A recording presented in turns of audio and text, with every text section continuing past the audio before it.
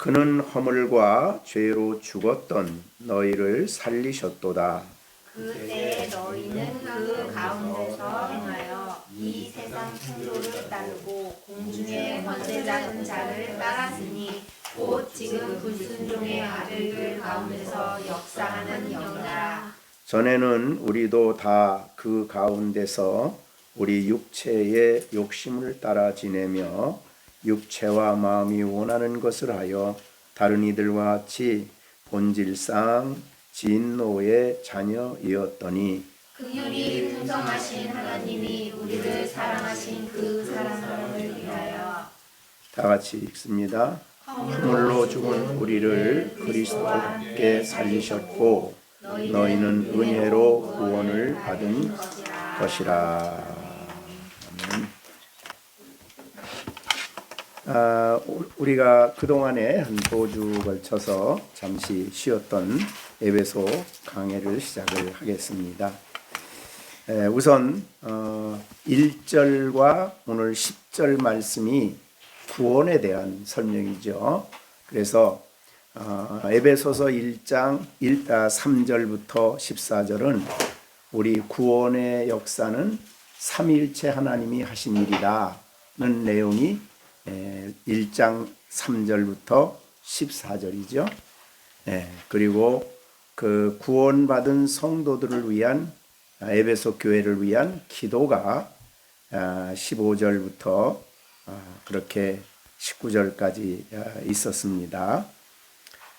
그리고 이제 19절부터 20절부터는 그 능력에 대해서 특별히 설명을 하면서 이 능력이 그리스도를 죽은 자 가운데서 다시 살리시고 하나님 우편에 앉히시고 또 지극히 높이시고 또 만물을 그 발 아래 복종하게 하시고 교회의 머리로 주셨다. 이게 하나님의 능력을 설명하는 내용으로 20절부터 23절까지 있었습니다. 이 능력을 설명하고 난 다음에 이제 오늘 2장 1절부터 10절은 앞에서 말한 구원에 대한 주석이다 혹은 해석이다 그렇게 볼 수 있습니다. 그래서 1절부터 10절은 구원을 상세히 설명한 내용이다 그렇게 보면 되겠습니다.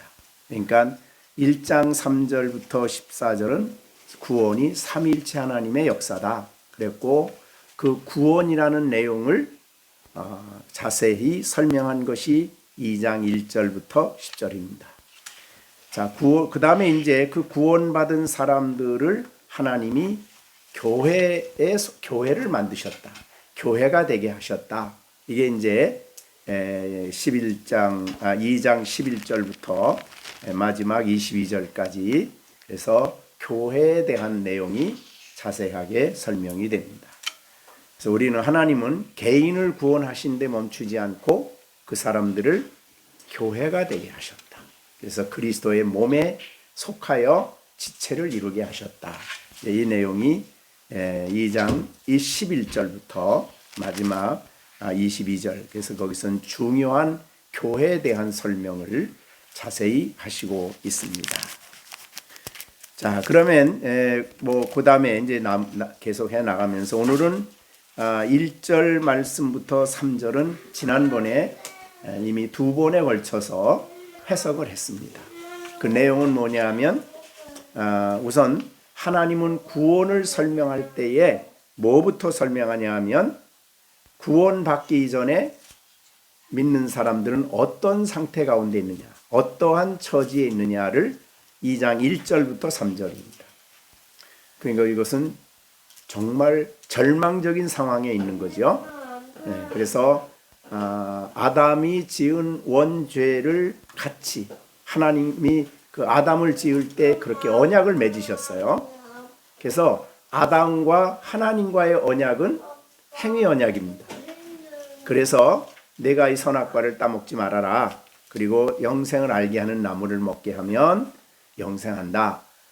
그 따먹지 않아 말고 영생에 이른 열매를 먹어야 돼요. 그게 이제 하나님과 아담과의 약속이고 그 아담은 모든 인류의 대표자예요. 이건 왜 중요하냐면 새로운 인류인 교회의 대표자는 예수님이죠. 그래서 아담을 대표자로 했기 때문에 이제 아담 안에 태어나는 보통 부부를 통해 태어나는 아이들은 전부 다 아담 안에 있기 때문에 아담의 것을 받게 되는 겁니다. 마치 우리가 예수님 안에 있기 때문에 예수님의 것을 우리가 받듯이. 그래서 아담과 예수님은 특별한 위치에 있는 겁니다. 그냥 사람이 아닙니다. 하나님과 언약 관계에서 볼 때는 대표자들이에요. 네. 그래서 그렇기 때문에 이 언약을 어겼기 때문에 아담 안에 언약을 어겼기 때문에 아담 안에 태어나는 모든 사람들은 어떻게 돼요? 범죄 아래 죄를 짓게 됩니다. 그래서 우리가 소요리 문답 16번에 보면 그랬어요. 아담과 맺어진 그 언약은 아담 자신뿐만 아니라 그의 자손까지도 위한 것이다. 그렇기 때문에 보통 일반적인 출생, 보통 부부를 통해서 태어나는 모든 자손이 된 모든 인류는 아담 안에서 죄를 지었고, 이걸 뭐라 그래요? 원죄라 그러는 겁니다. 그러니까 아담 안에 아담은 그냥 보통 아담이 아닙니다. 그래서 예수님을 그래서 이렇게도 말하죠. 둘째 아담 혹은 마지막 아담, 예수님을 그래요. 그러니까 그건 대표자란 뜻이에요. 언약의 대표자. 그러니까 아담 안에 일어난 일은 그 이후에 태어난 모든 사람에게 적용이 되는 거예요. 그게 전적 타락입니다. 부패고 범죄고. 그 다음에 예수님 안에 있는 사람들은 예수님이 완전히 순종하셨기 때문에 예수님에게 일어난 일은 예수 안에 있는 모든 사람에게 적용이 되는 거죠. 이거 성경 이해에 굉장히 중요한 이 진리입니다. 그래서 아담 안에 죄를 지었다. 이게 어떤 사람들은 내가 안 지었는데 왜 죄냐 이렇게 생각하는데 그거는 언약을 모르기 때문에 그래요. 하나님과 아담과의 언약, 이 첫 번째 언약입니다. 그 다음에 그 언약 안에 죄를 지어 타락한 사람은 어떻게 되느냐 하면 전적인 부패가 돼요. 이게 전적 타락이요 부패예요. 타락, 부패.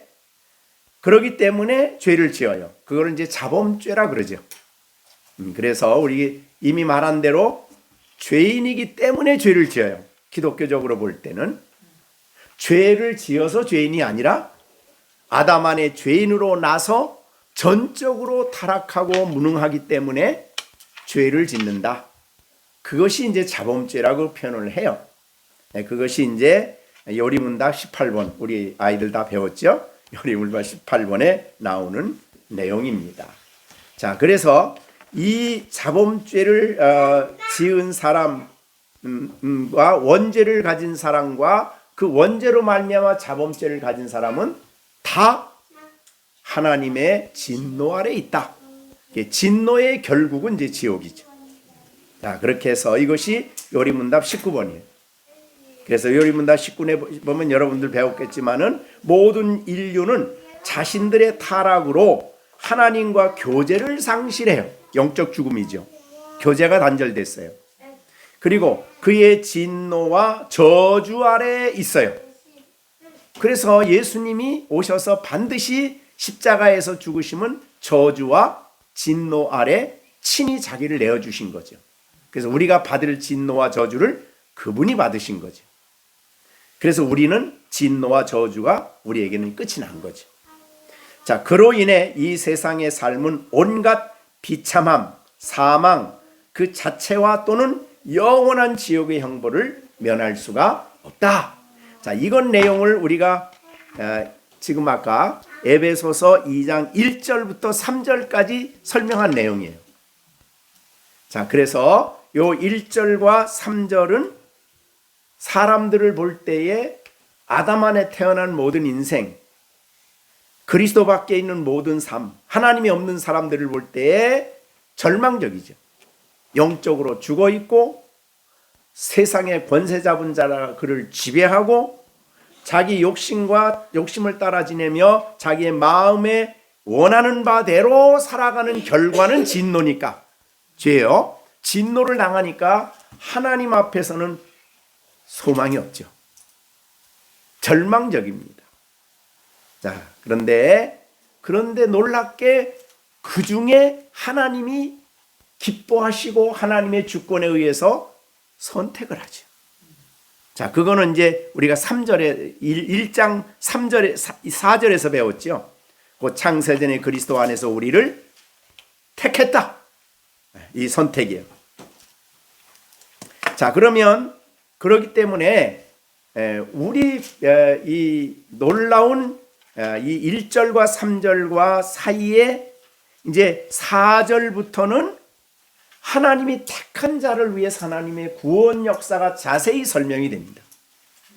자, 그런데 그래서 우리 말에는 우리 여러분이 기록된 이 복음 개역 성경에는 그러나라는 말이 빠져 있어요. 사실은 NIV나 킹제임스 버전은 거의 but이란 말을 넣습니다. 그러나 그러니까 1절과 3절에 있는 상태에 있는 사람들은 자기 스스로 구원을 이룰 수가 없는 사람들이죠. 자기 스스로 무능하고 부패하고 정죄 아래 있고 하나님의 그 심판 아래 있는 그들은 절망적이에요. 그러나 이게 말이죠. 기독교는 그러나가 아주 중요합니다. 앞에는 절망적이지만 그러나 소망이 있습니다. 그러나 하나님은 놀랍게 역사를 하십니다. 그래서 이 구원 역사는 지금 우리가 여러분이 가지고 있는 성경은 이제 번역 성경이기 때문에 그게 명확하게 드러나진 않는데, 자, 원문에 가보면 이렇게 됐어요. 호데데오스, 이게 맨 앞에 나와. 그러니까 뭐하고 대조가 되냐면 앞에 있는 사람과 대조를 시켰어요. 하나님과. 그러니까 사람을 보면은 절망이야. 그런데 하나님이 놀라운 일을 행하셔서 그러나 하나님이 구원을 이루셨다. 이것이 이제 4절부터 10절까지의 내용이죠. 그러니까 복음은 내가 무엇을 이루는 것이 복음이 아니에요. 복음은 하나님이 우리를 위해서 이 어떤 일을 행하신 것이 복음이에요. 하나님이 행하신 것이 복음이다. 그렇게 보면 되겠어요. 그래서 이제 5절부터 이제 하나님이 행하신 일을 얘기합니다. 허물로 죽은, 이건 어디 1절하고 같죠? 허물로 죽은 우리를 그리스도와 함께 살리셨다. 여기에 살리신 것은 우리가 앞에 21장 20절에서 누굴 살린 거예요? 예수님을 부활하게 하셨죠. 그 능력이. 그렇죠? 그의 힘에 20절 그의 능력이, 하나님의 능력이 그리스도 안에 역사하사 죽은 자들 가운데서 다시 예수님을 살리셨죠. 그 살리신 것이 이제는 5절에 와보면 우리의 살림이 돼요. 우리가 살려졌어요. 그리스도 안에서. 자, 그래서 우리 안에 이룬 일은 하나님의 능력으로 할 수 있는 일이지 우리가 하는 일이 아니에요. 자, 그래서 이제 살리시고, 그 다음에 6절에 보면 일으키시고, 그 다음에 하늘에 앉히시고, 이거 다 누구에 대한 얘기였어요? 앞에서는 예수님에 대한 얘기였는데 이제 이 4절부터 나오는 구원에 관해서 설명할 때는 믿는 우리에게 대한 얘기예요. 자, 다시 한번 보세요. 허물로 죽은 우리를 그리스도와 함께 살리실 것이다 그러지 않아요. 어떻게 말아요? 살리셨다. 이미 된 거로 부정과거형이에요. 참, 6절 함께 일으키셨다. 이것도 과거예요. 그 다음에 함께 하늘에 앉히신 것도 이미 되어진 일이에요. 자, 그러면 살리셨다. 그러니까 이건 장차 예수님이 우리를 재림하셔 오셔가지고는 우리를 다시 살리셔서 영광스러운 하늘나라로 이끌어 가실 거지요. 그건 미래 될 일이에요. 그런데 여기 5절과 6절은 미래에 대한 얘기가 아니에요. 이미 우리에게 일어난 일이죠. 자, 이것은 구원에 대한 놀라운 설명이에요. 그래서 허물로 죽은 우리를 그리스도와 함께 살리셨다. 너희는 은혜로 구원을 받은 것이다. 그래서 이제 구원에 대한 설명을 밑에까지 쭉 해 나가시면서 이 구원은 우리가 한 일이 아니고 전적으로 하나님이 그리스도 안에서 하신 일이기 때문에 이거를 은혜라 그래요. 그래서 여기에 5절부터 은혜가 굉장히 강조되죠.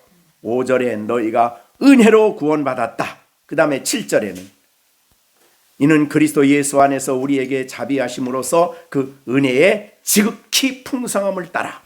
그 다음에 8절 너희는 그 은혜에 의하여 믿음으로 말미암아 구원을 받았다. 구원은 전적으로 은혜입니다. 왜? 1절과 3절에 있는 사람은 자신이 구원할 수가 없어요. 그죠? 그래서 그러나 이제 하나님이 우리를 구원하셨는데 그의 능력으로 구원하셨는데 우리를 그리스도 안에서 살리시고 일으키시고 앉히시고 하나님이 그 능력으로 하나님 외에는 할 수 없는 일이에요. 이거는. 그래서 이것을 우리가 1장 20절에서 그래서 그 부활의 능력을 그 20절의 능력을 하나님의 능력을 강조한 겁니다. 자, 문맥상으로 보면 그렇게 된 거예요. 그래서 우리의 구원과 관련해서는 전적으로 하나님이 하셨다. 자, 그런데요. 보세요. 그 하나님이 왜 그런 일을 우리에게 하셨죠? 그러면 이제 여기 4절에 두 가지가 아주 중요한 하나님의 성품의 속성의 영광스러운 두 가지가 나와요. 오늘 이제 이거를 우리가 잘 이해를 하고 받아들여야 됩니다. 자, 4절에 보니까 하나님을 어떤 분으로 묘사를 합니까? 예. 긍휼이 풍성하신 하나님. 긍휼의 하나님이라 그래요. 자, 이 긍휼의 하나님이기 때문에 자신이 선택한 사람들을 긍휼히 여기시는 거예요. 선택하시고 그들이 죄 가운데 있고 절망적인 상황 속에 있는 택함 받은 사람들을 긍휼히 여기셨어요. 자, 우리 여러분이 잘 아는 로마서를 우리가 배웠기 때문에 로마서 9장에 보면 로마서 9장은 선택과 관련한 설명을 한 게 로마서 9장이죠. 그래서 우리는 선택 때문에 하나님 앞에 구원을 받게 된 거죠. 자, 그런데 9장 15절, 로마서 9장 15절에 보면 뭐라고 그랬냐면 모세에게 이르시되 내가 뭐라고요? 긍휼히 여길 자를 긍휼히 여기고 불쌍히 여길 자를 불쌍히 여긴다. 이거는 하나님의 주권이라 이 말이죠. 내가 하고 싶은 거다. 내가 그렇게 하기를 원했다. 그 말이죠. 자, 그러니까 내가 하나님의 긍휼을 입은 것은 내 안에 긍휼을 입을 만한 그럴듯한 의의가 있는 것이 아니라는 겁니다. 전적으로 하나님이 우리를 불쌍히 어떤 상황이니까 불쌍히 여겨요? 긍휼히 여겨요? 앞에서 말한 대로 허물과 죄로 죽었고, 그죠? 자, 이런 상황 속에 있는 1절과 3절에 있는 세상의 풍조를 따라가고 공주 권세 잡은 자의 지배 속에 살며, 그죠? 육체의 욕심을 탐욕을 따라 지내며 육체와 마음이 원하는 것을 하여 수많은 고통과 불행과 원인이 여기서 다 나와요, 사실은. 자, 그런 이유, 그런 사람들이기 때문에 하나님이 그를 불쌍히 여기신다는 거죠. 긍휼히 여기신다, 그 말이죠. 근데 하나님이 긍휼히 여길 자를 긍휼히 여기시고 불쌍히 여길 자를 불쌍히 여긴다는 말은 결국은 하나님의 주권이란 말이죠. 그렇죠? 하나님이 그렇게 하기를 원하셨다는 거예요. 그래서 이 9장 16절에 보면 원하는 자로 말미암도 아니다. 다른 박질하는 자로 말미암도 아니다. 그러니까 내가 나를 긍휼히 여겨주시기를 바랍니다. 그래서 된 게 아니라 이 말이죠. 사실은 그리스도 밖에 있는 사람들은 하나님의 긍휼을 인정도 안 해요. 그래서 죄 가운데 있을 때 하나님이 우리를 긍휼히 여기셨다 이런 말이죠.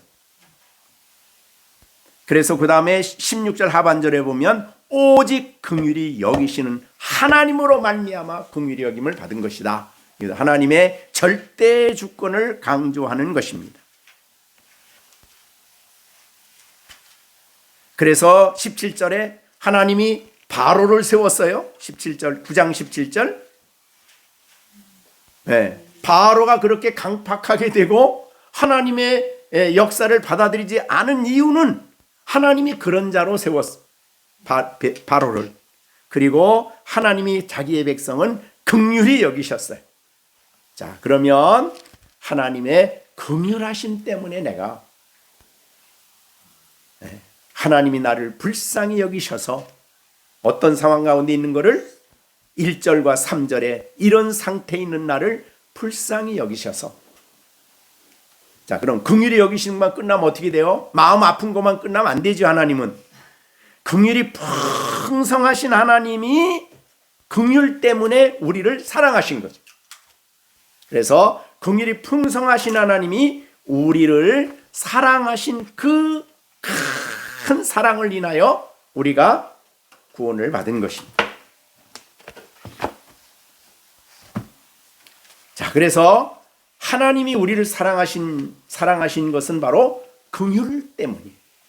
긍휼 때문에 우리를 그렇게 크신 사랑으로 사랑하셨고, 그 사랑하심을 인하여 우리를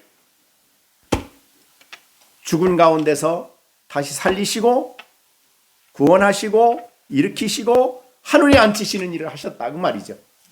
사랑 때문에, 사랑을 인하여, 그러니까 내가 살리심을 받고 구원을 받은 것 내가 자랑할 게 없어요. 그래서 전적으로 하나님의 사랑이다. 그러면 하나님의 그 큰 사랑이 하늘에서 앉아서 그래 내가 너희를 사랑한다 그러고 끝나면 안 되죠. 왜? 이 사람들은 여전히 죄 아래에 있고 죄에 대한 책임, 죄 책임, 정죄를 받고 영원한 지옥의 형벌을 받아야 될 그들을 하나님이 나 너 사랑한다 그러고 지옥 가는 거 보고 잘 간다 그러면 사랑이 아니죠. 그래서 이 놀라운 큰 사랑이 우리에게 나타났어요. 자, 이 사랑을 가장 잘 보여준 것이 요한일서 4장 9절입니다. 그죠? 우리가 잘 아는 9절입니다. 4장 9절 10절이에요. 하나님의 사랑이 우리에게 이렇게 나타났다. 하나님의 사랑, 무한한 사랑, 그 변함이 없는 사랑, 그 완전한 사랑이 우리에게 이렇게 나타났다. 자, 우리 시온이에게 하나님의 사랑이 나타났어요. 예? 시준이에게도 나타나고 그 사랑이 나타났는데 어떻게 나타났어요? 4장 9절에 보면 하나님이 자기 독생자를 세상에 보내심은 그로 말미암아 우리를 살리려, 여기 살리려 똑같은 내용이에요. 우리를 살리기 위하여 그의 아들을 이 땅에 보내신 겁니다. 그죠? 그러니까 살리시기 전에 예수님은 이 땅에 오실 때 죽어야 되고 죽은 가운데서 살리시고 그 안에서 이제 우리를 죽은 우리를 다시 살리시기 위해서 독생자를 보냈어요. 그러니까 우리를 살리시기 위해서, 죽은 가운데서 우리를 살리시기 위해서 이 길 외에는 다른 길이 없습니다. 다른 건 다 말씀으로 그냥 창조하지만은 영혼을 살리는 데는 그냥 말씀으로만 너 살았다 이렇게 안 되는 거예요. 하나밖에 없는 아들이 이 땅에 오셔서 친히 자기가 죄값을 치르고 부활하심으로 우리가 살아날 수 있는, 그래서 아들을 이 땅에 보내셨습니다. 그래서 4장 9절은 하나님의 사랑이 우리에게 나타났다. 그러니까 하나님이 사랑이 하늘에서 마음속에 나 사랑한다 그러고 있으면 있는 게 아니에요.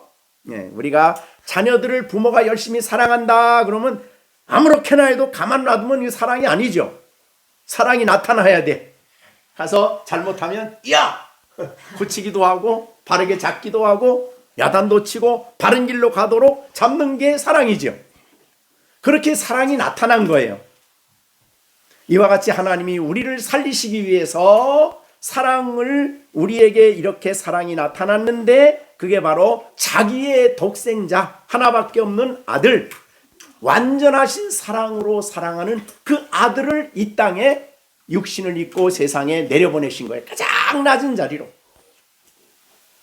물론 예수님도 그 아버지의 뜻을 알고 그걸 알고 오셨죠. 우리를 사랑하셨죠. 그러나 우리가 예수님이 이 땅에 오시면 예수님의 사랑만 생각하면 안 돼요. 아버지의 사랑이 먼저 있었던 거예요. 그래서 그 사랑을 알고 아들이 기쁨으로 이 땅에 기꺼이 오신 거죠. 자, 그 다음에 4장 10절입니다. 4장 10절. 사랑은 여기 있으니, 요한일서 4장 10절이죠. 사랑은 여기 있다. 우리가 하나님을 사랑한 것이 아니요. 누가? 하나님이 우리를 사랑하사 우리 죄를 속하기 위하여 화목제물로 아들을 보내신 겁니다. 그러니까 예수님이 고난당하시고 예수님이 십자가에서 죽으신 이 모든 것은 이미 하나님이 우리를 사랑하신 사랑의 표현이죠. 그래서 우리가 하나님이 나 사랑합니다 그럴 때는 가장 선명하게 볼 수 있는 것이 예수님 안에서예요. 예수님 안에서야말로 우리를 향하신 사랑이 얼마나 크고 위대한가를 우리가 그 사랑을 묵상하면서 알아야 된다 이 말이죠. 생각하면서 알아야 된다 그 말이에요. 우리가 하나님의 영광은 속성의 영광이에요. 그래서 속성의 영광인데 우리 소요리 문답 4번 했죠? 자, 뭐죠? 소요리 문답 4번. 자, 하나님은 영이시니 존재하심과 공유와 인자하심과 진실하심이 거기 인자가 사랑이에요. 그 인자가 사랑이에요. 네? 그러니까 하나님의 거룩하심과 공의로우심과 인자하심과 그의 진실하심이 뭐예요? 무한하시고. 그러니까 이 하나님이 우리를 향한 사랑이 무한하신 사랑이에요. 그 다음에 또 영원하셔요. 그 다음에 또 변치 아니하셔요. 우리는 사랑한다, 말은 사랑한다 그러고 얼마나 싹 변하죠. 그죠? 잘 변하죠. 하나님의 사랑은 절대 안 변해요. 자, 그런 무한하시고 완전하시고 변치 않는 그 사랑으로 우리를 사랑하신다는 거죠. 자, 그거를 우리가 하나님의 영광을 우리가 그래서 묵상하고 아는 것이 매우 중요합니다. 왜 그렇게 중요하냐면, 자, 요한 1서에서 보면 우리가 형제를 사랑하라는 말을 할 때에 야, 너 가서 사랑해 그렇게 얘기를 안 해요. 자, 요한 1서에 우리가 어떻게 형제를 사랑하는가 보십시오. 자, 요한 1서 5장 1절입니다. 5장 1절. 예수께서 그리스도이심을 믿는 자마다 하나님께로서 난 자니 또한 낳으신 이를 사랑하는 자마다 그에게서 난 자. 난 자는 형제들이죠. 형제. 네, 형제입니다. 하나님의 그 큰 사랑을 알고 나를 거듭나게 하신 하나님을 사랑하는 자마다 그에게서 난 다른 믿음의 식구들을 사랑한다 그랬어요. 그 다음에 또 3장 16절 봅니다. 3장 16절. 4장 11절. 자, 3장 16절은 사랑을 얘기했는데 4장 11절. 사랑하는 자들아, 하나님이 이같이 우리를 사랑하셨은즉 우리도 서로 사랑하는 것이 마땅하다. 자, 보세요. 정시준이 사랑하죠? 그죠? 대답을 확실하게 해야지. 사랑하죠? 어떻게 사랑해야 돼요? 오늘 성경에 보니까 하나님이 이같이 시온이를 사랑하셨은즉 똑같은 사랑을 가지고 시준이를 사랑해야 된다, 그렇게 되는 거죠. 그죠? 왜 그래? 왜 시준이를 사랑해야 돼요? 하나님이 너를 사랑하신 것처럼 시온이도 시준이도 어떻게 돼요? 하나님이 너만 사랑하고 시준이 사랑 안 했나요? 그죠? 하나님이 그렇게 엄청난 사랑으로 사랑하는 사람이 누구예요? 그 다음에 또 시온이는, 네가 사랑할 시온이는 안 사랑해요? 시준이는 사랑해죠? 하나님이 엄청 사랑하는 시준이를 시온이는 어떻게 해야 돼요? 그게 바로 우리 사랑의 방법이에요. 그게 바로 성경이에요. 자, 시완이도, 자, 우리가 하나님이 우리를 사랑할 때 마찬가지예요.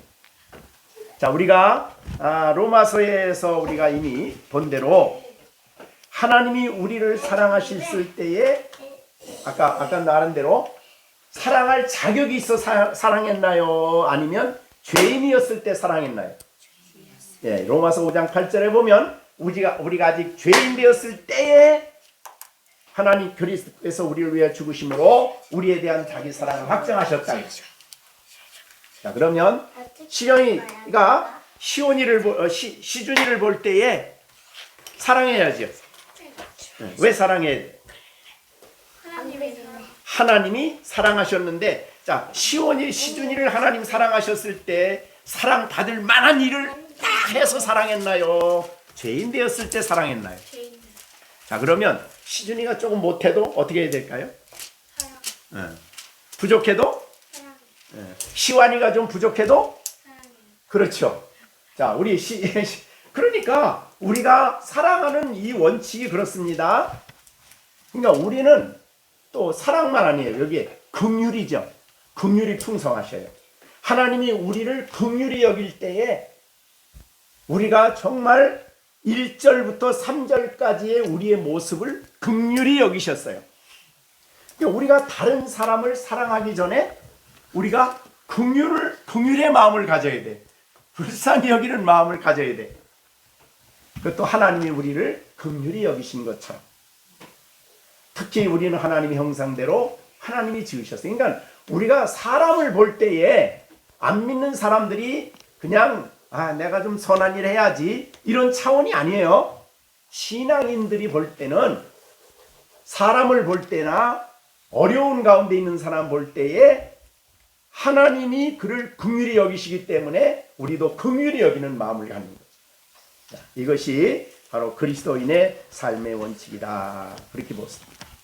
자, 그래서 하나님이 우리를 사랑하신 그 사랑, 자, 우리를 긍휼히 여기시고, 그래서 우리가 혹시 부부 사이에도 좀 어려움이, 좀 부족한 부분이 딱 눈에 보이면 어떻게 돼요? 우리 마음은 그를 긍휼히 여겨야 됩니다. 긍휼의 마음을 가지고 봐야 됩니다. 네? 그리고 그를 사랑해야 되는 거죠. 그것이 바로 하나님을 아는 사람의 모습이에요.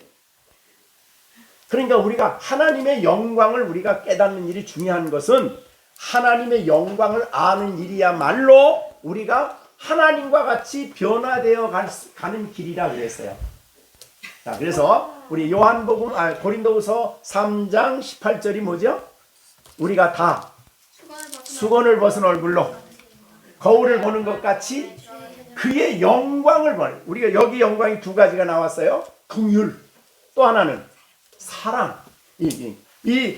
그 그리스도 안에 있는 하나님의 영광을 우리가 볼 때에 어떻게 돼요? 그와 같은 형상으로 변화가 되어서 우리도 영광에서 영광에 이르니 곧 그의 영으로 말미암음이라, 이렇게 되는 거죠.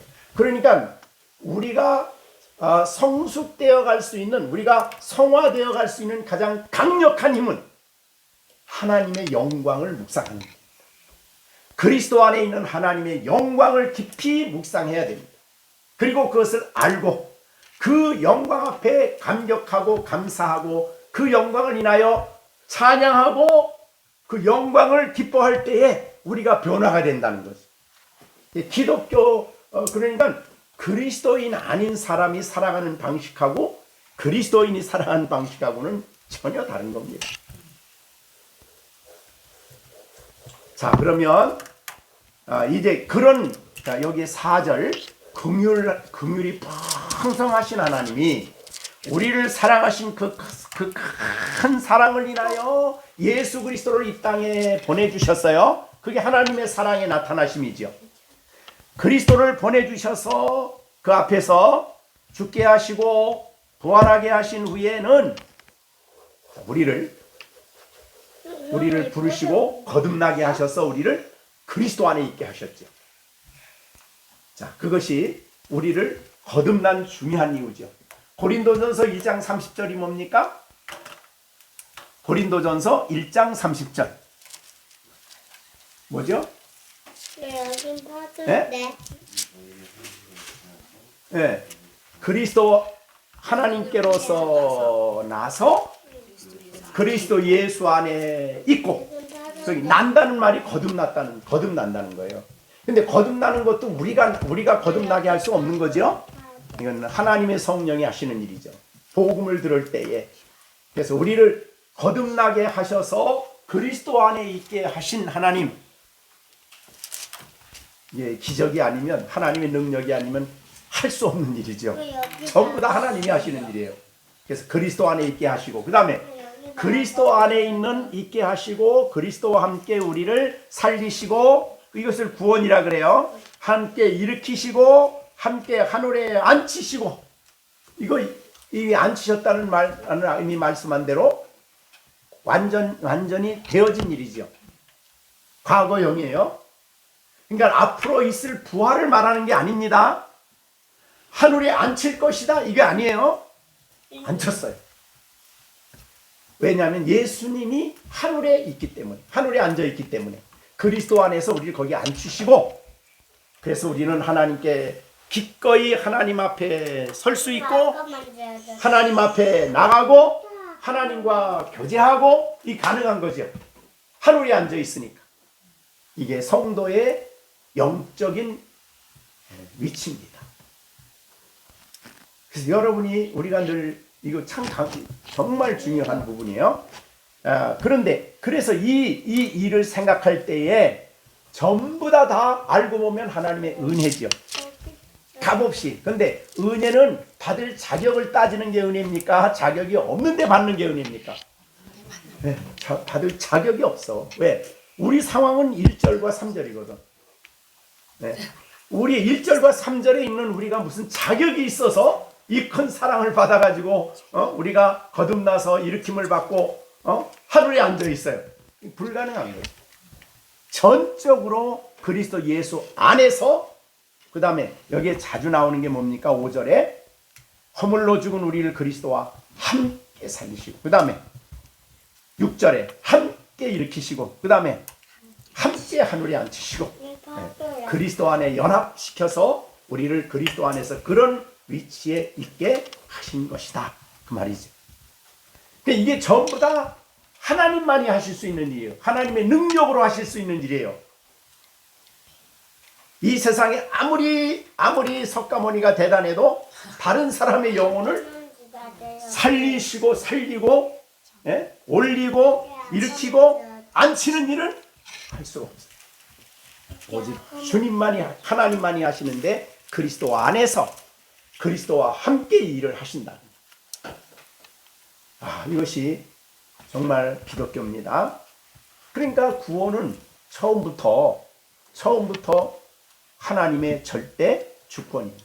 그래서 선택한 그들이 죄 아래 있기 때문에 불쌍히 여기셔서 그들을 구원하기 위해서 그 큰 사랑이 표현됐는데 독생자고, 그래서 그리스도 안에서 함께 이렇게 우리를 구원하셔서 영광스러운 하나님 앞에 우리를 있게 하신 것이. 자, 여러분이 기도할 때 여기가 하늘이다 그러십니까? 하늘이다. 그리스도 안에 나는 지금 하늘에 앉아 있고 아버지를 향해서 아버지 앞에 내가 기도하고 있다. 그런 이게 우리에 대한 영적인 진리거든요. 진리. 그냥 단순히 신학적인 지식이 아니라 나의 영적인 나에 대한 진리예요, 그게. 그래서 우리는 이제부터 죄에 대하여는 죽고 하나님께 대하여 살았고, 그죠? 일으킴을 받아서 하늘에 앉아 있다. 자, 우리 예배 드리는 청소가 그래서 하늘이 우리 가운데 하늘이 임한 것입니다. 하나님이 임하신 것이고 우리는 그리스도 안에서 하늘에 앉아서 하나님을 예배하고 하나님을 경배하는 거다. 그것이 예배에 대한 성경적인 이해예요. 그래서 이것은 전적인 하나님의 긍휼이 풍성하신 하나님의 무한하신 사랑이 그 큰 사랑이 우리가 성경적으로 큰 사랑 그렇지만 얼마나 클까요? 네? 얼마나 커? 우리 시온이 시준을 향한 하나님의 큰 사랑이 얼마나 클 것 같아요? 셀 수가 없을 정도로. 네. 그래서 시편 우리가 찬송가 304장에 보면 그 크신 하나님의 사랑 말로 다 할 수가 없어. 왜? 무궁하고 무한하고 변치 않는 사랑입니다. 이게 하나님에 대한 속성이니까. 그러니까 헤아릴 수가 없어요, 다. 그리고 천국 가면 다 헤아릴까? 그것도 안 돼. 하나님의 영광은 영원토록 우리가 헤아려도 다 헤아릴 수가 없고 경험하고 체험하는 겁니다. 그래서 여기에 이 진리는 우리가 영적으로 믿음으로 경험해야 할 진리지. 그죠? 경험하는 진리예요. 다른 말로 말하면 신학적으로 나의 모습을 설명하는 정도가 아니라 진리다. 그거는 진리란 말이 뭐예요? 진실이고 진리고 내게 영적 사실이기 때문에 이것이 우리에게 있어서 진리라는 거예요. 즉 긍휼이 풍성하신 하나님이 여러분들을 사랑하셨습니다. 이것을 영혼의 샘이라 그럽니다. 영적 샘이다. 그래서 그 사랑을 느끼는 만큼 내 영혼이 행복한 거예요. 생수를 마신 사람처럼. 이것이 우리의 영적 생활의 힘이에요.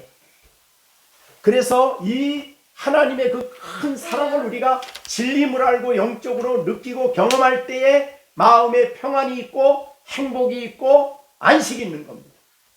염려가 사라지고 불안이 사라지고. 그렇죠?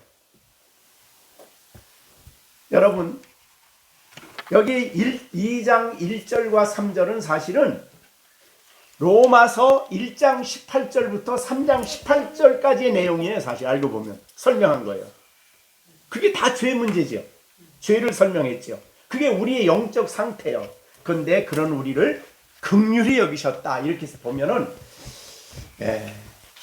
내가 죄를 지었을 때 하나님이 나를 향하신 하나님의 긍휼이 내게 있다는 걸 아는 것만큼 자유로 얼마나 감격스러운 진리인지 몰라요. 그죠? 내가 넘어졌을 때 나를 긍휼히 여기신다. 내가 쓰러졌을 때 나를 긍휼히 여기신다. 그리고 나를 사랑하시는 그 사랑이 나에게 있다.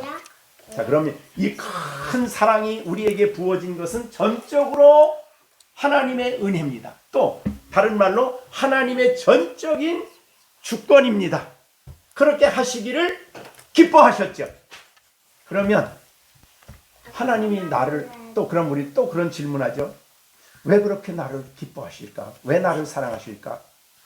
왜가 없어. 거기는 하나님이 그렇게 하시기를 그냥 원하셨기 때문이고 그게 하나님 뜻이기 때문이고 하나님의 절대 주권이기 때문이다.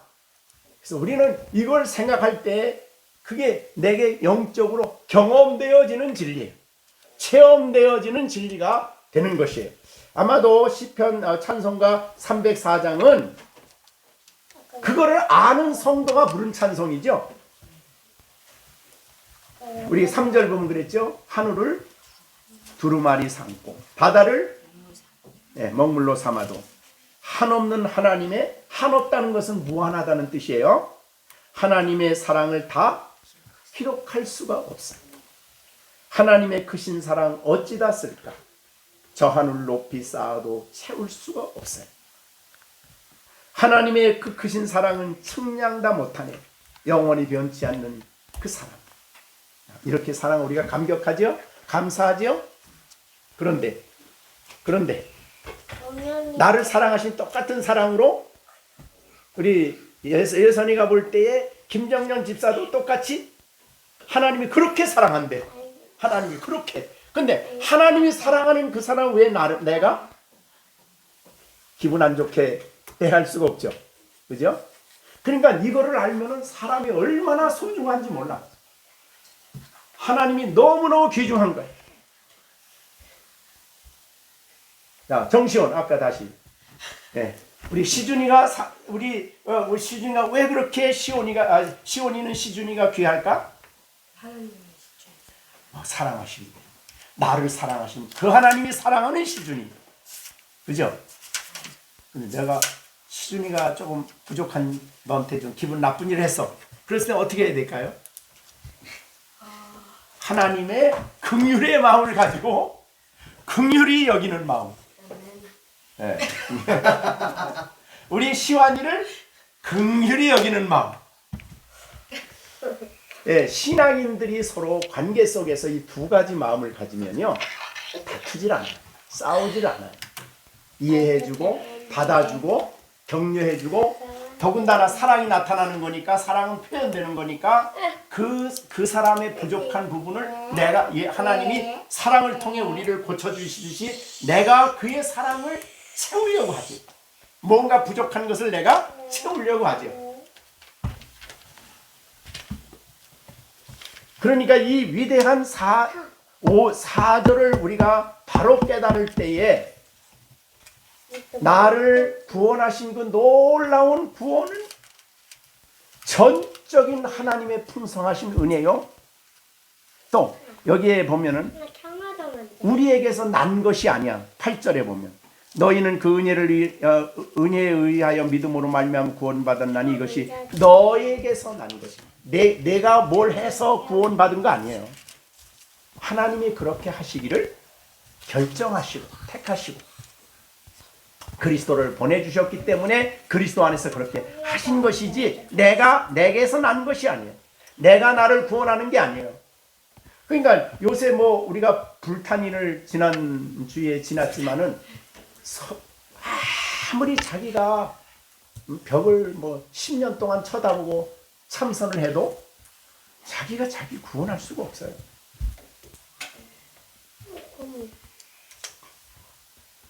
왜 성철 계시죠? 그분이 자기는 지옥을 간다고 그랬어요. 이 세상에 나만큼 큰 죄를 진 사람이 없대.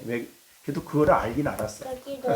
왜 그러냐 그랬더니 말도 안 되는 내 얘기를 듣고 얼마나 불자들이 그 말도 안 되는 얘기를 듣고 그걸 진리로 옳게 받아들였을까. 그걸 생각하면 너무너무 나는 죄를 많이 지었대. 그러니까 이 세상에 복음 아니면 살 길이 없는 거예요. 우리는 복음 안에서만 참 생명이 있고 거기에서만 바른 삶이 나오고 이 복음 안에서 그의 하나님의 긍휼과 큰 사랑을 체험한 성도는 이제 뭐예요? 하나님 나를 사랑하셨더니 서로 형제들아 너희가 서로 사랑하는 것이 마땅하다. 그러니까 그 말은 무슨 뜻이에요? 하나님이 나를 그렇게 사랑하는 걸 체험한 사람은 그 사랑을 가지고 그 긍휼을 가지고 다른 사람을 대하는 거죠. 완전해서 사랑하는 거 아니죠. 우리가 죄인 됐을 때 사랑한 것처럼. 그러니까 부족하지만 탓하지 않고 내가 그것을 기도로 채우고 내가 내 힘으로 채울 것을 채우고 격려하며 하나님 앞에서 살아가는 기도합니다. 그래서 9절에 한번 또 보겠습니다. 이제 나중에 더 자세히 설명을 하겠습니다만은 행위에서 난 것이 아니다 그랬어요. 자, 우리의 구원은 행위에서 난 것이 아니죠. 근데 자꾸 교회에 다니면서도 사람들은 이 굴레를 못 벗어나.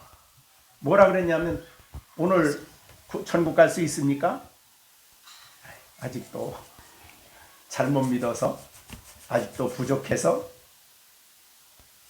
거의 많은 분들이 그러고 있어요. 여기 행위에서 나는 것이 아니라 그랬는데, 그죠? 하나님이 하신 일이다 그랬는데 내가 그 일을 이루려고 하기 때문에, 그래서 확인하는 것보다 확인할 때마다 그 확인하는 기준이 뭐냐면 열심히 해야죠. 내가 열심히 노력해서 가야지요. 이런 수준이야. 말이 안 되는 거죠. 그죠? 그리스도인은 그 구원을 하나님이 이루셨기 때문에, 그죠? 그 구원을 이루어서 이미 하늘에가 있기 때문에, 그죠? 하늘에 앉아 있기 때문에 나는 그것을 갈 것이 너무 분명하고, 이 은총을 주신 하나님을 생각할 때 너무나 감사하고, 그 사랑을 받은 내가 너무나 감사한데 하나님을 기쁘시게 하기 위해서 내가 어떻게 살아야지? 이렇게 사는 사람이죠. 캐톨릭같이 구원의 확신을 갖는 사람은 이단이다 그러잖아요. 캐톨릭의 그 기본 교리에 보면 그렇게 돼 있어요. 교리책에 보면. 그거 할 수가 없어요. 거기는 결코 확신을 가질 수가 없어요. 왜? 죄의 대가는 내가 다 치러야 된다 그거잖아요. 그래서 가서 고해성사하면은 뭐예요? 신부가 너 그 죄를 해결하려면 보석을 해라. 그 보석의 방법이 열심히 구제하라, 또 뭐 헌금해라, 뭐 해라. 그거를 정해줘요. 그걸 하면 그 죄가 속해진 거예요. 그러니까 죽을 때까지 구원의 확신을 가질 수가 없어요. 그래서 그걸 주장하는 이 개신교는 이단이다 그래요. 자, 그런데 영광스러운 하나님 나라에 들어가는 그것은 이미 여기 보니까 하늘에 어떻게 됐어요? 우리는 하늘에 그리스도 안에서 하늘에 이미 앉아 있어요. 구원받은 자로 있는 거예요. 이거는 우리가 그리스도 안에 있기 때문에 가능한 거죠. 어떻게 그리스도 안에 있게 되었어요? 내 살을 먹고 내 피를 마신 자는 내 안에 거하고 나도 그 안에 거하니. 그건 믿는다는 뜻이 먹고 마신다는 거, 믿는다는 거예요. 그래서 예수 그리스도를 믿는 자는 영생을 얻었고, 성경이 전부 다 과거형이지 미래형이 아니에요. 자, 이렇게 했기 때문에 9절에 가서 이런 말을 했어요. 9절, 2장 9절. 행위에서 난 것이 아닌 이는 누구든지 뭐 하지 못해요? 우리 구원에 대해서는 자랑할 게 없습니다. 다만 감사하고 찬양하고 너무 감격스러워서, 그것이 복음이에요. 그러니까 복음을 가졌다고 하면서 이 자랑에 가득하면은 문제가 있죠. 자, 그래서 우리는 찬양 감사, 찬송 감사, 하나님께 영광, 이것이 구원 복음을 믿는 성도의 모습이에요. 그래서 우리는 자랑하지 못하게 한다 그랬어요, 성경이. 왜? 선물을 받아놓고 자랑하면 안 되죠. 선물을 주신 그분에게 감사할 뿐이죠. 예? 그래서 이 구원은 8절에 있는 대로 너에게서 난 것이 아니요 하나님의 선물이에요. 그러므로 자랑할 게 없다. 그래서 우리 안에 어떤 선한 일, 세상적으로 말하면 자랑할 게 뭐 있다 그러면 신앙인들은 어떻게 해석해요? 하나님이 내 안에서 그 은혜로 그 일을 하셨다, 이렇게 생각을 해요. 그죠? 그래서 자랑하는 게 아니라 하나님이 그 일을 하셨어. 이거 뭐야? 우리가 고린도전서 15장에 바울이 그 고백이 그거죠. 네, 나의 나된 것은 뭘로 된 거라고 그래요? 내가 열심히 해가지고 됐다 그러지 않고, 나의 나된 것은 하나님의 은혜로 된 것이. 내가 내게 주신 그의 은혜가 헛되지 아니하여 내가 모든 사도보다 더 많이 수고했는데 내가 한 것이 아니요 오직 나와 함께 하신 하나님의 은혜다. 그렇게 돼. 그러니까 내가 그래도 뭐 선할 만한 칭찬할 만한 무엇이 있으면 내게 하나님이 은혜를 주셔서 하신 것이다 이 말이죠. 이 성도의 자기 이해예요. 그러니까 하나님께 영광을 돌리는 것이죠. 나 됐다는 것은 성화 부분이거든요. 그래서 내가 바울이 바울과 같이 된 것, 그래서 하나님의 영광을 대면했기 때문에 바울이 바울과 같이 됐다 이렇게 된 거죠. 그래서 모든 게 우리를 긍휼히 여기시고 우리를 사랑하신 그 큰 사랑으로 우리가 구원을 받고 이렇게 엄청난 은총을 입고 있기 때문에 하나님 앞에 감사하고 찬양하지 않을 수가 없는 것이다. 다시 한번 4절 말씀 정리해보고 4절 다시 한번 우리 같이 읽어볼까요? 오늘 이제 그 앞부분은 뒤에 가서 조금 더 다시 이 5절부터는 이제 해석을 할 강해를 할 겁니다. 자, 4절 보세요. 긍휼이 풍성하신 하나님이 우리를 사랑하신 사랑을 인하여란 말이 뭡니까? 인하여? 그것 때문에 그것으로 말미암아 우리가 이렇게 살리심을 받고 구원을 받고 일으키심을 받고 하늘에 앉아 있고 뭐 이렇게 됐다는 거예요. 그러니까 그리스도인의 삶을 가장 전체적으로 들여다보면 7절에 있는 대로 이는 그리스도 예수 안에서 우리에게 자비하심으로 그의 은혜 지극히 풍성한, 그러니까 우리에겐 다 은혜예요. 전부 다 지극히 풍성한 은혜, 그걸 자랑하는 거죠.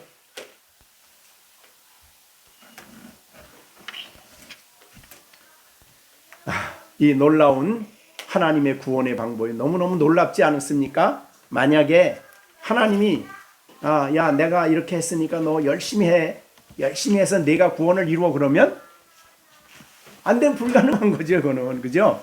네, 그래서 하나님이 그리스도를 통해 우리를 이렇게 구원해 주시고 또 하나님 앞에 세워주시고 끊임없이 은혜를 베풀어 주시면서 그 은혜의 역사로 말미암아 우리를 변화시켜 가시고 하나님이 기뻐하는 사람으로 만들어 가시는 그 하나님의 위대한 지혜야말로 구원의 경륜이야말로 너무너무 위대하고 귀하다. 그것을 이제 우리가 생각하고 하나님께 감사하는 여러분들이 되시기를 바랍니다. 좀 하나님의 긍휼과 하나님의 그 큰 사랑을 많이 묵상을 좀 하셔야 됩니다. 그래서 이거를 이 영광을, 하나님 영광이니까 이 성품의 영광이에요. 이 영광을 우리가 영적으로 믿음으로 체험하는 만큼 이것은 우리를 성화시키는 가장 강력한 힘이라고 했어요. 그 안에 기뻐하는 거 이렇게 생각하시고 신앙생활 하시기를 바랍니다. 우리의 긍휼, 우리를 향하신 긍휼은 여기에 풍성하다고 그랬는데 느헤미야 9장 31절에 보면 크신 긍휼. 그러니까 이 느헤미야는 이제 바벨론에서 포로 생활하는 그들을 구원하는 거 아니에요. 그러니까 바벨론에서 포로 생활하는 그 백성들을 볼 때 하나님이 크신 긍휼이 그들에게 나타났어요. 그래서 불쌍히 여기시는 그 하나님의 긍휼 때문에 그들을 구원해 내셨다는 거예요. 네. 시편 51편 1절에 죄 문제를 다룰 때도 긍휼입니다. 하나님이 주의 인자하심을 따라 내게 은혜를 베푸시며 주의 많은 긍휼을 따라 내 죄악을 지워주소서. 이게 다윗이 범죄하고 난 다음에 한 말이지. 많은 긍휼을 따라 내 죄악을 지워주소서. 이렇게. 참, 이 하나님의 성품 중에 긍휼의 풍성함과 큰 사랑은 너무 우리가 깊이 생각하고 묵상하고 또 이것이 있을 때 우리는 죄 문제에서 금방 일어납니다. 나를 긍휼히 여기시니까.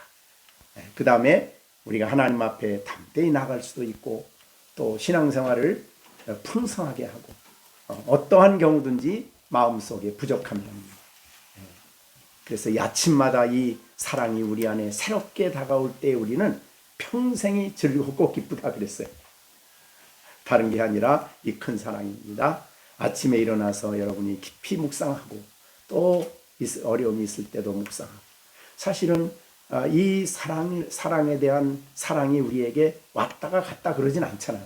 그죠? 변함이 없으니까 이 무한한 사랑이 우리에게 계속 계속 공급되죠. 그러면 우리가 잘못했을 때는 사랑이 취소되나요? 아니요.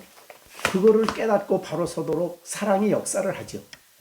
자, 그래서 이 사랑을 우리에게 가장 잘 확인해 준 게 여러분이 이미 로마서에서 배웠듯이 로마서 8장에 있는 말씀이죠.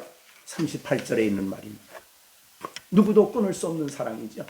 내가 확신하노니 사망이나 생명이나 천사들이나 또 권세자들이나 현재일이나 장래일이나 능력이나 기품이나 높음이나 깊음이나 다른 어떤 피조물이라도 예수 그리스도 안에 있는 하나님의 사랑에서 끊을 수 없으리라. 그 끊어지는 사랑이 아니에요.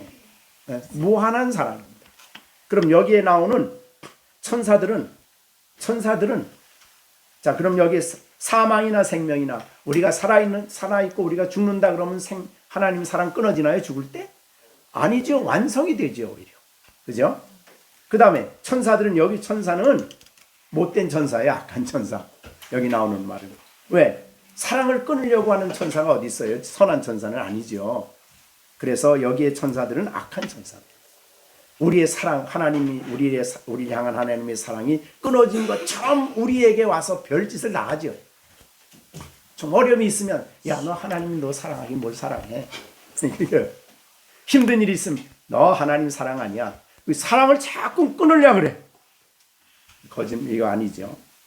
권세자들, 이건 박해자들입니다. 그 다음에 현재일, 지금 당하는 고난, 장래일, 장차 임할 고난, 능력, 박해하는 권력자들. 그러니까 그 앞에 나오는 권세자들은 통치자들이에요. 박해하는 통치자들. 뒤에 나오는 능력은 박해하는 권력자들. 그 다음에 높음, 이 세속의 높음은 출세하는 겁니다. 그럼 출세가 하나님의 사랑에서 나를 끊을 수 있나요?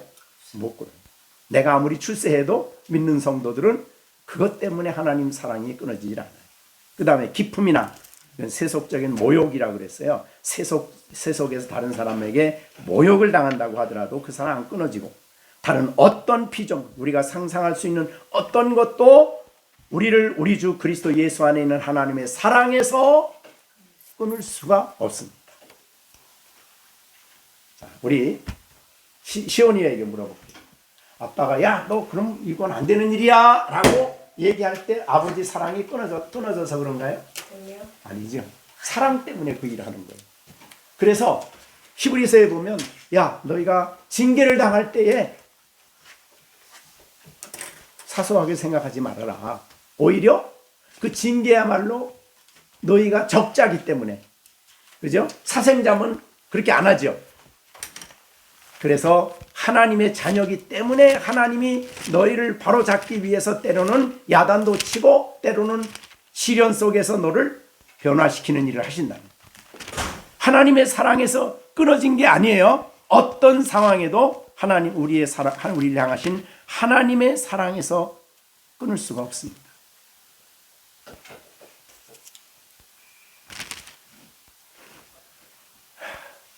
오히려 우리 여러분들을 바로 세우기 위해서 하나님이 그런 놀라운 섭리 속에서 때로는 어려움, 우리 욥이 어려움 당할 때 하나님의 사랑은 욥에게서 끊어졌나요? 아니에요. 오히려 그 일을 통해 욥이 엄청나게, 자, 히브리서 12장 한번 보시죠. 5절. 아들들에게 권하는 것 같이 너에게 권면하신 말씀도 잊었도다. 일러스되 내 아들아, 주의 징계하심을 경히 여기지 말며 그에게 꾸지람 받을 때 낙심하지 말아라. 왜? 주께서 그 사랑하시는 자를 징계하시는. 사랑하지 않으면 징계 안 하죠. 네? 그가 받으시는 아들마다 채찍질한다. 왜? 바로 잡기 위해서, 바로 세우기 위해서. 세상에 9절, 육신의 아버지도 우리가 잘못하면 징계한다고 했어요. 육신의 아버지도 사랑하기 때문에. 하물며 영의 아버지가 우리를 징계할 때에 우리가 그 일을 통해 거룩하심에 참여한다. 10절에. 우리 유익을 위해서 하시는 거예요. 우리를 사랑하시기 때문에. 그죠? 네, 그러니까 이 놀라운 하나님의 사랑을 우리가 보고 긍휼에 대한 진리를 이해하고 신앙생활하는 여러분들이 되시기를 바랍니다. 기도하겠습니다. 자, 오늘 우리가 주신 이 하나님이 우리를 구원하신 이 하나님의 사랑 감사합니다. 우리를 사랑하시고 우리를 긍휼히 여기셨기에 절망적인 상황에서 우리를 구원해 주신 하나님 감사합니다. 우리가 이제 날마다 그 긍휼과 그 사랑을 힘입고 하나님 앞에 하나님이 기뻐하는 신앙생활을 할 수 있는 우리들이 될 수 있게 해달라고 다 같이 우리 합심해서 기도하는 시간을 갖겠습니다. 이제는 우리 주 예수 그리스도의 은혜와 하나님 아버지의 넓고 크신 사랑과 성령의 감화 인도 충만케 하심이 오늘도 주의 말씀을 듣고 하나님의 무한하신 그 크신 긍휼과 하나님의 크신 사랑을 마음에 깊이 깨닫고 또 감격하고 그 영광을 믿음으로 바라볼 것을 다짐하는 우리 모든 열린샘 교회 식구들 가운데 이제로부터 영원토록 함께 계실지어다. 아멘.